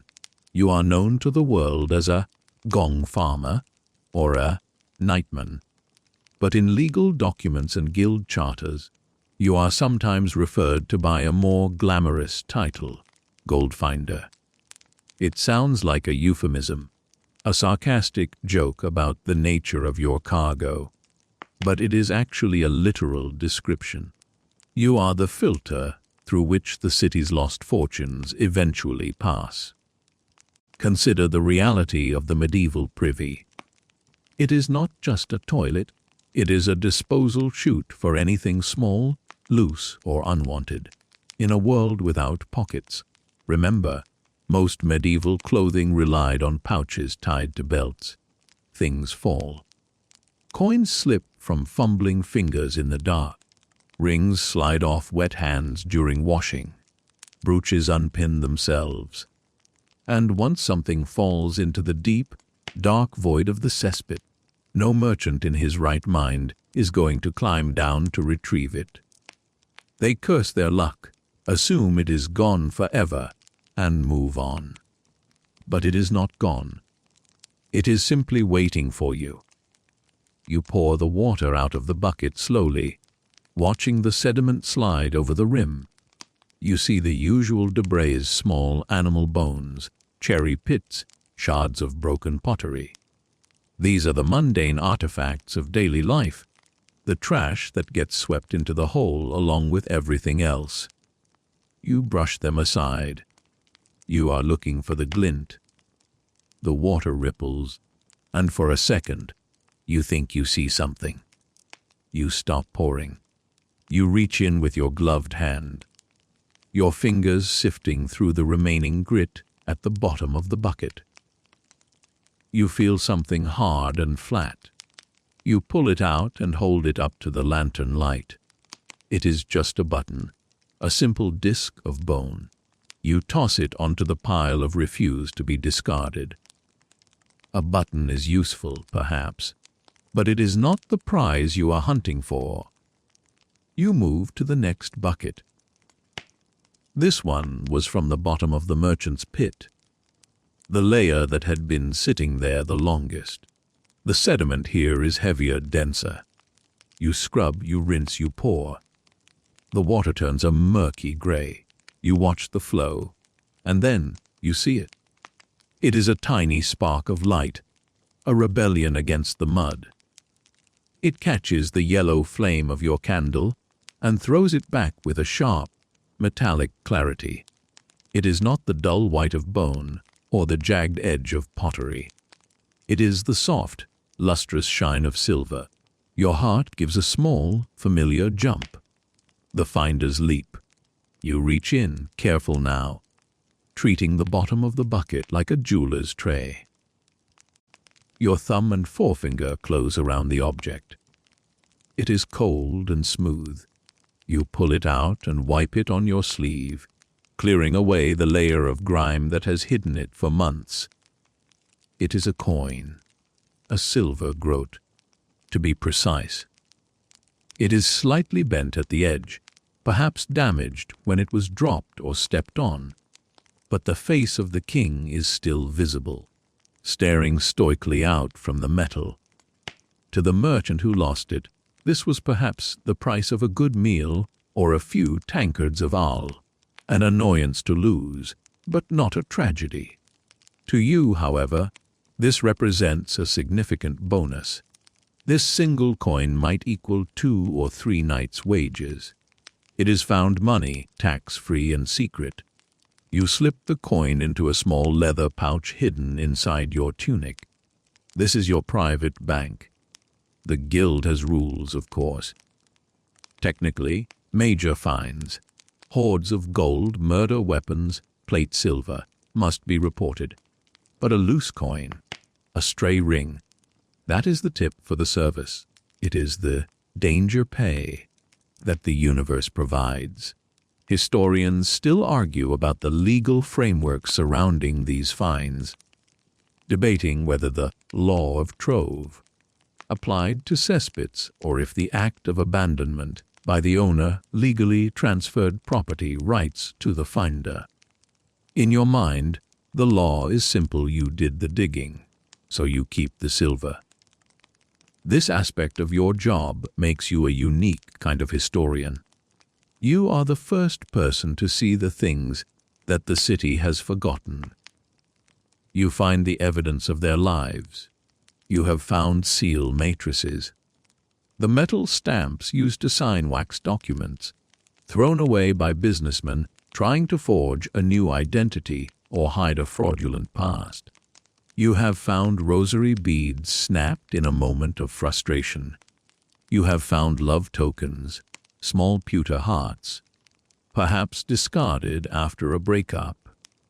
You are sifting through the emotional wreckage of the household as much as the physical waste.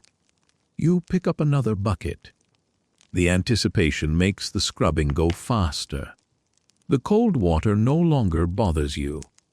The possibility of another find keeps your blood warm.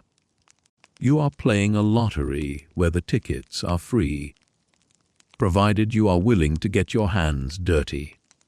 As you wash, you think about the strange duality of your existence.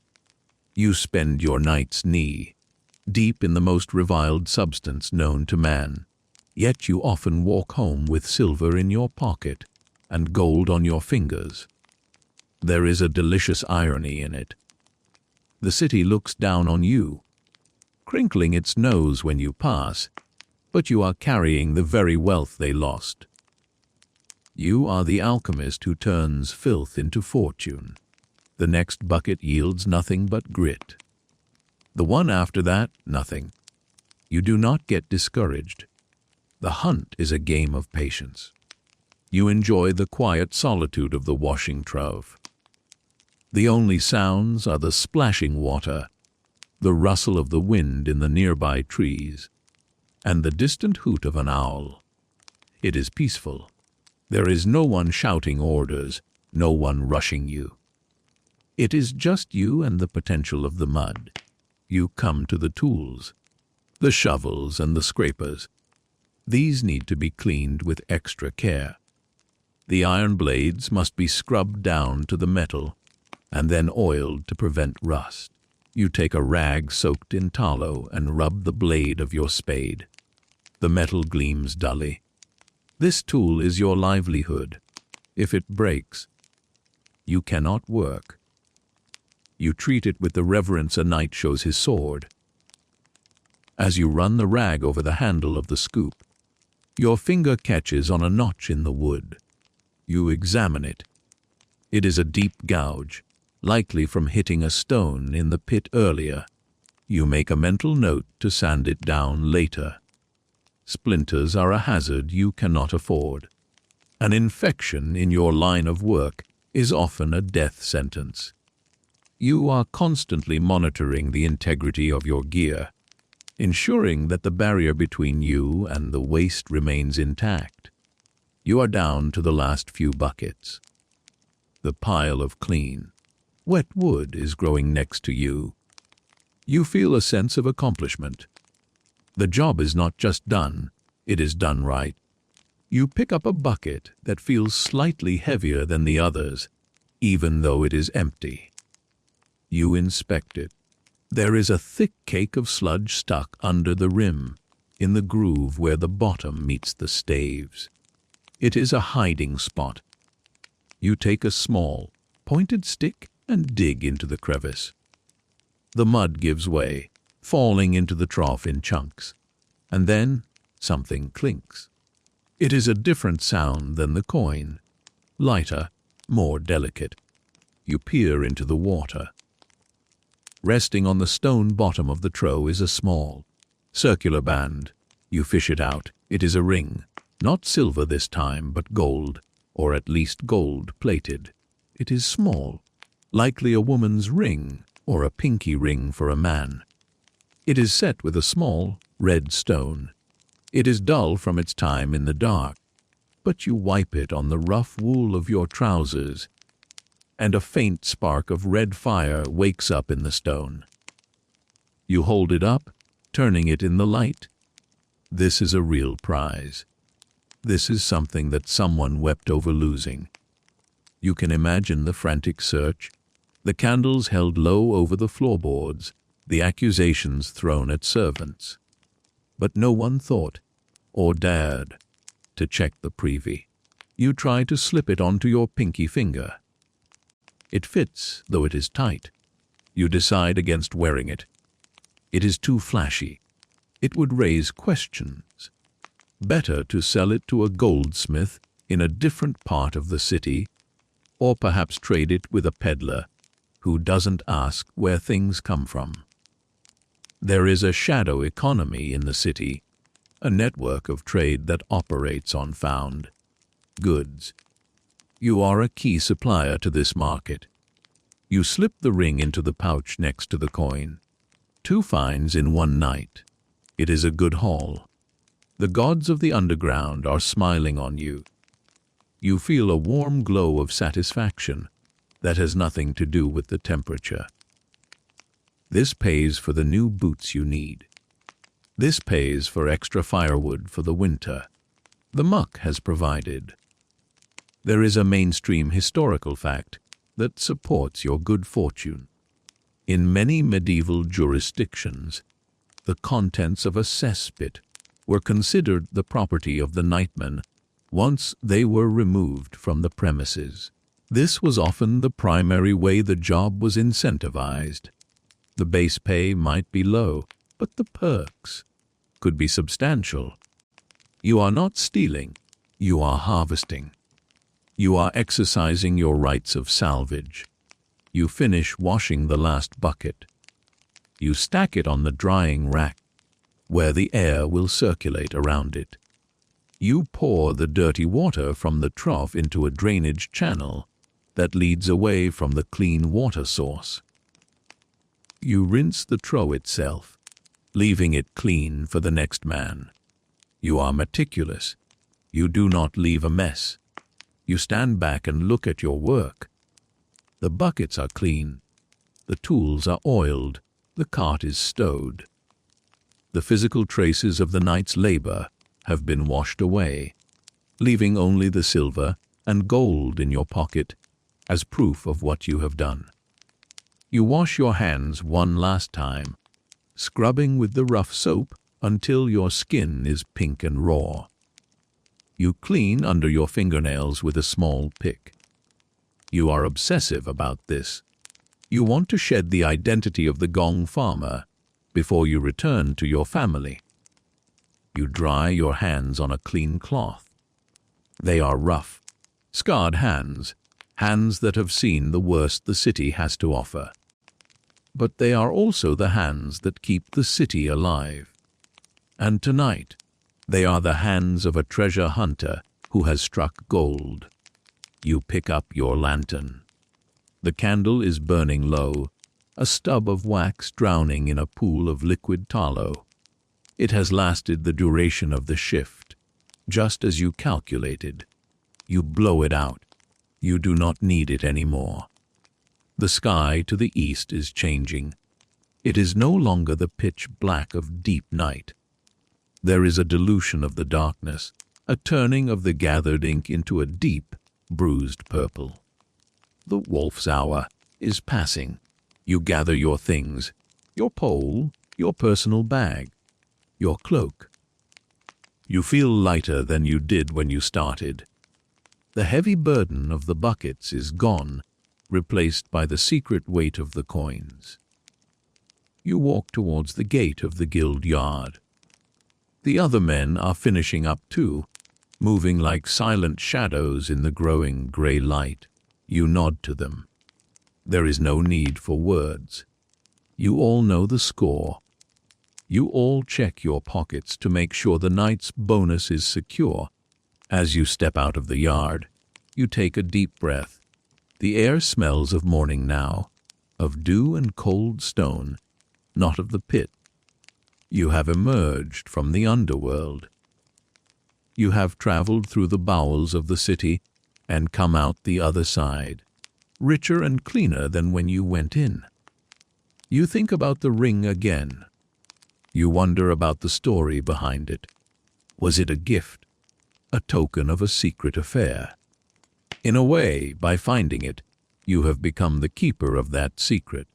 You are the guardian of the city's lost memories.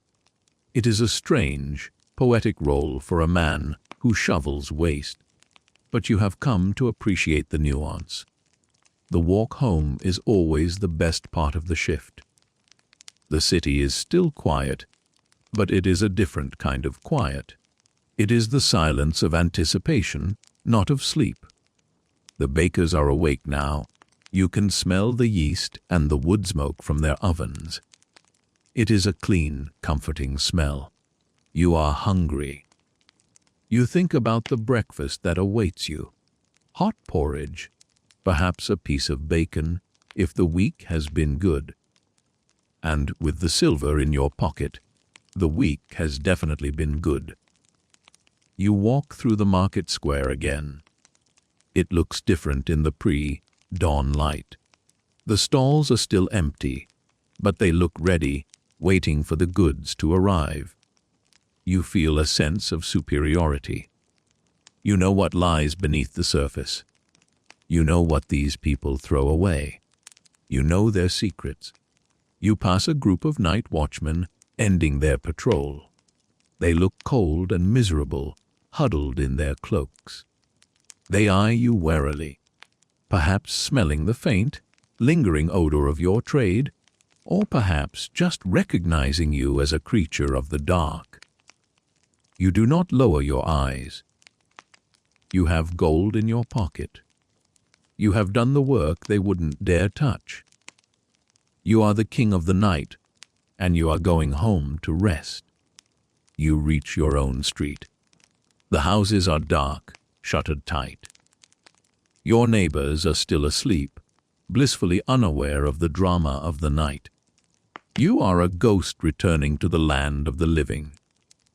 You step carefully on the cobblestones, avoiding the loose one near your door. You know this city better than anyone. You know it from the bottom up.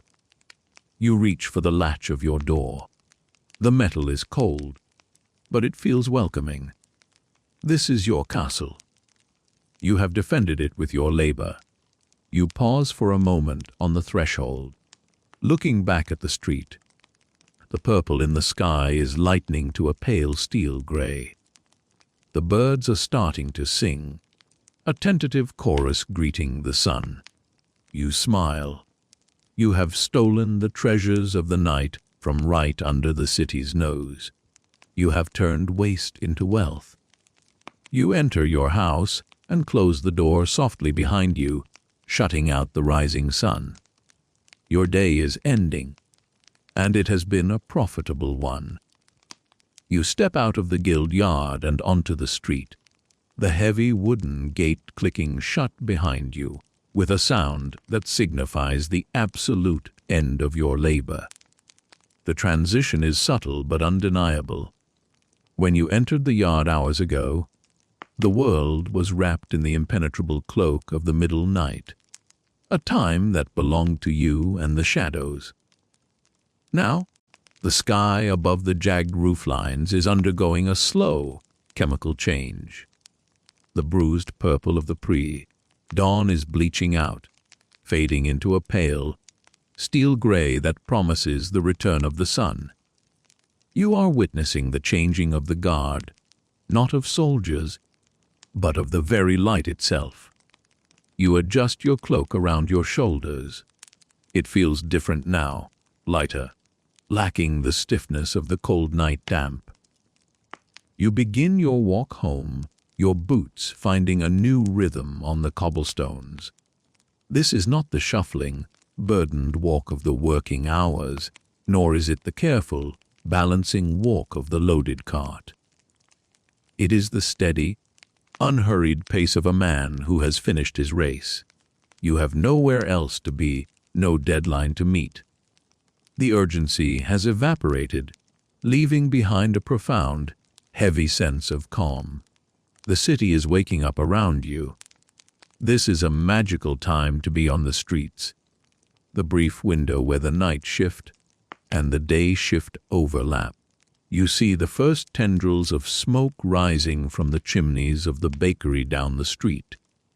The scent of baking bread hits you, warm and yeasty, a stark and welcome contrast to the earthy, pungent odors you have lived with for the last 8 hours.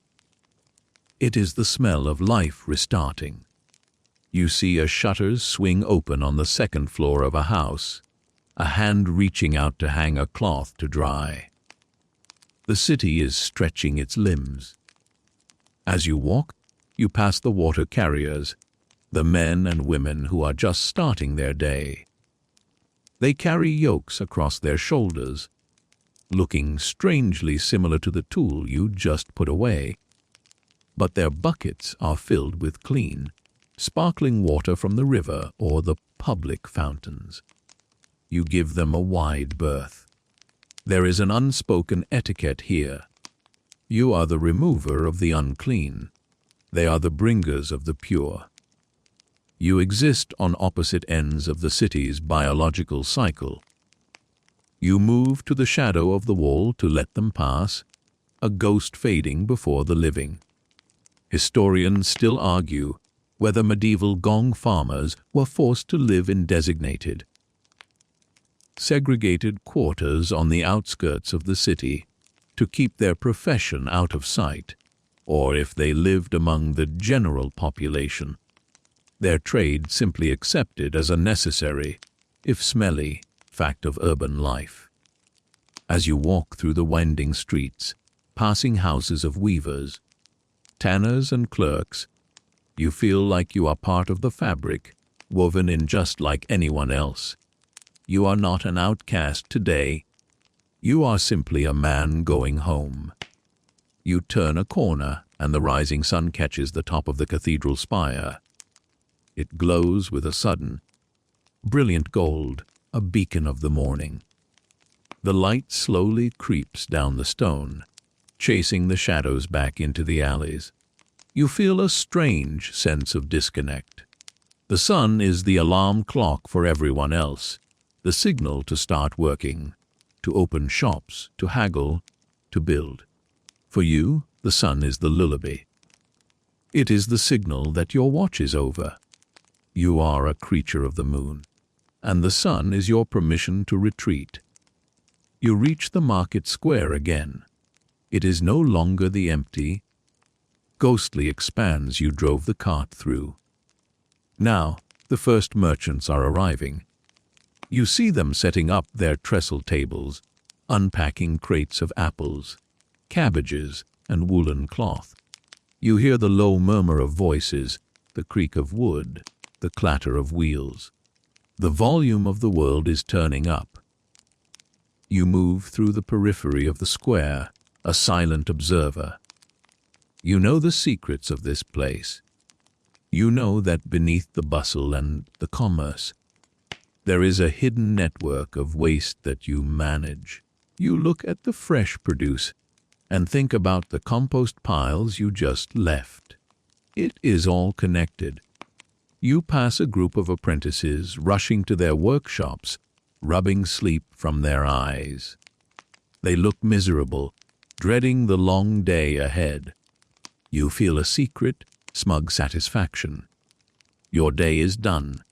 While they are sweating over hot forges or cramping their hands over ledgers, you will be warm and horizontal. There is a luxury in reverse living. You own the time that they lose to sleep, and you sleep through the time they lose to work. You finally reach your own street. It is a narrow lane, lined with modest timber, framed houses. It is quiet here, tucked away from the main thoroughfares. You stop in front of your door. It is a sturdy oak door, one you have paid for with the silver found in the muck. You reach for the latch, your hand familiar with the cool iron. You lift it gently, trying to minimize the clack of the metal. You push the door open and step inside. The interior of your house is dim and warm. The fire in the hearth has burned down to glowing embers, casting a soft, orange light on the packed earth floor. The air smells of dried herbs, lavender and sage, hanging from the rafters. This is your sanctuary. This is the airlock where you leave the city behind.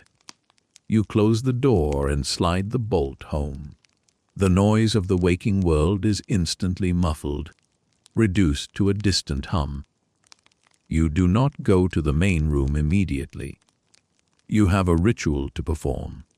You move to the small scullery area near the back door. There is a basin of water there, left for you by your thoughtful wife. Beside it is a block of harsh, gray soap made from lye and tallow, and a bunch of rough rosemary. This is the decontamination chamber. You strip off your heavy outer tunic, the wool stiff with the night's dampness. You hang it on a peg by the door, far away from the living quarters. You take off your boots, placing them on a mat. You stand there in your linen under-tunic, feeling the cool air of the house on your skin. You roll up your sleeves and begin to scrub. You lather the soap, working it into your hands, your arms, your neck. The lye stings slightly in the small scratches you picked up during the shift, a sharp, cleansing sensation. You scrub hard. You are not just washing away dirt. You are washing away the identity of the Gong Farmer. You are scrubbing away the stigma. You crush the rosemary leaves in your wet hands, releasing their sharp, piney scent, and rub the oils into your skin. This is a quirky fringe tidbit of your trade. Many nightmen believed that strong, smelling herbs didn't just mask the odor, but actually created a barrier against disease, a magical shield of scent. You splash the water over your face, the cold shock washing away the last of the adrenaline. You dry yourself with a rough linen towel, the friction warming your skin. You smell your hands. They smell of soap and rosemary, with only the faintest, ghostly underlying note of the earth. It is enough. You are clean. You have crossed the threshold from the worker to the man. You walk softly into the main room. Your family is still asleep, or perhaps just beginning to stir. You see the mounds of blankets on the beds, the rhythmic rise and fall of breathing. You do not wake them. You are a ghost in your own home, a benevolent spirit watching over them. You feel a surge of love for this quiet scene. Your labor, your dirty, dangerous labor, pays for this peace. It pays for the blankets, the roof, the wood in the fire. You go to the table. There is a bowl covered with a cloth. You lift it. Inside is a chunk of bread and a piece of hard cheese, perhaps a leftover strip of dried meat. It is a simple meal, but to you, it is a feast. You sit on the bench, your legs heavy and relaxed. You eat slowly, savoring every bite. The bread is dense and filling. The cheese is sharp. You wash it down with a cup of small beer, the liquid cool and refreshing. As you eat, you watch the light change in the room. The sun is rising properly now, sending shafts of dusty gold through the cracks in the shutters. The dust motes dance in the beams, swirling in slow motion. You feel a heavy drowsiness settling over you, a warm blanket of fatigue. It is not the painful exhaustion of the mid-shift. It is the pleasant, soft heaviness of a body that has been used well and is ready to rest. You finish your meal. You brush the crumbs from the table. You stand up, your joints clicking softly. You move to your bed. It is a simple frame with a mattress stuffed with fresh straw. To you, right now, it looks like a throne. You sit on the edge and unroll the hose from your legs, peeling away the last layers of your work attire. You slide under the heavy woolen blanket. The straw rustles beneath you, shifting to accommodate your shape. The pillow is cool against your cheek. You pull the blanket up to your chin, creating a warm, dark cocoon. You close your eyes. Outside, the city is fully awake. You can hear the distant cry of a street hawker selling oysters. You can hear the rumble of a cart, not your cart, but a delivery wagon, passing on the street. You can hear the church bells ringing the prime hour. But these sounds do not disturb you. They are the white noise of your safety. They are the sounds of a world that is functioning because you did your job. The city can run because you cleared the gears. You let your mind drift. You think about the silver coin in your pouch, safe in the chest. You think about the gold ring. You think about the empty pits, the clean courtyards, the sleeping merchants who will never know your face. You are the secret keeper. You are the invisible foundation. Your breathing slows down, matching the rhythm of the house. The tension in your back unspools, knot by knot. The smell of the rosemary on your skin is a comforting, earthy scent. You feel the warmth of the bed seeping into your bones, thawing the chill of the night. You are drifting between two worlds now. The images of the night, the lantern light, the steam rising from the pit, the black water of the river, flash behind your eyelids, but they are soft, dreamlike. They no longer hold any danger. They are just memories of a job well done. You are a medieval Gong Farmer. You have touched the lowest filth and found the highest gold. You have walked the dark paths so others can walk in the light. And now, while the world bustles and shouts and strives under the high sun, you have earned the greatest luxury of all. You have earned your rest. The sounds of the street fade into a rhythmic ocean roar. The light behind your eyelids turns from gray to a soothing, velvety black.